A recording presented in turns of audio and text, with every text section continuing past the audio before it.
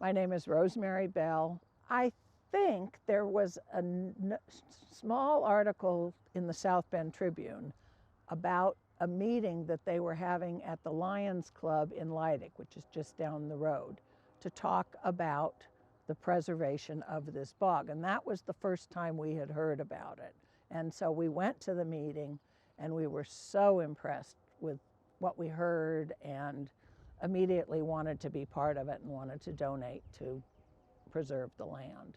Speaking for myself and my husband and our hiking group of retired people who are out here every Wednesday morning, it's been a wonderful addition of places to go, and we feel very protective of it and like the idea of sharing it, and I hope other community members will learn about it. I try to tell people about it, and it's a very unique habitat. We live about a mile from here, and so we had hiked many of the adjoining areas, but not actually on the Shirley Hines property as it is now. When we would drive down US 20, which is just up that direction, we could look over and we could see water. And it was always so tempting to me. I wanted to know what's out there. There's got to be more out there, and didn't know that there was a bog. That was just really exciting.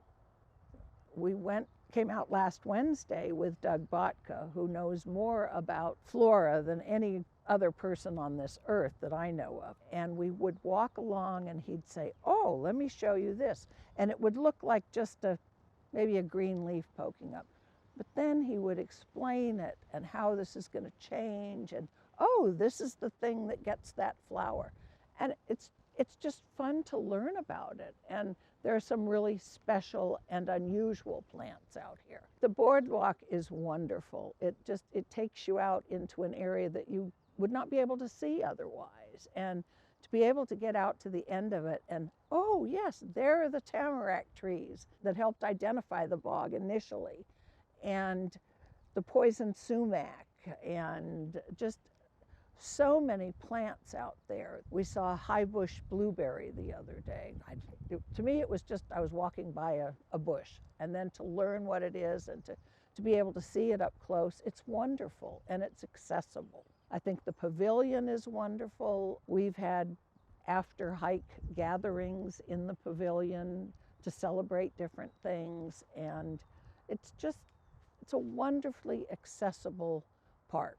We walk Monday, Wednesday, and Friday, different places, but Wednesday is almost always at the bog. And especially the last 2 years through the pandemic, I'm not sure many of us would have survived without these walks and getting out of the house and having it on the calendar as a regular event, even on the days when you think, I don't feel like it. It gets you up and it gets you out, gets you with other people. Even if you end up walking by yourself, there's still this sense of a group and a sense of community and just a wonderful experience.